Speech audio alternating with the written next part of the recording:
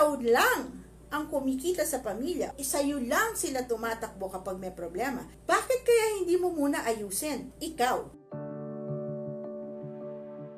Because how can you give when you have nothing? Kaya po kayo nalulubog sa utang Kasi yakap kayo ng yakap ng kahit na hindi nyo na kaya. Just because we are actually raised with this mentality na kailangan tumulong tayo ng tumulong. Na nakakahiya kasi sasabihin nila ganon, kasi susumbatan ka, o kasi utang na loob, ganyan. Yan po, and sasabihin ng mga tao, ma'am, ba't ganon? Ba't ako minamalas? Mabait na tao naman ako Pagka ganyan po, gusto ko talagang kurutin Kasi sasabihan ko lang po dyan, simple. Ang feeling mo mabait ka kasi ikaw ang nagbibigay. On the first place, nagbibigay ka ako sa magulang mo yan kasi obligasyon mo yan. Fine. Pero yung pinamihasa mo sila o nung kaya mong tumulong, ang tinulong mo ay bigay.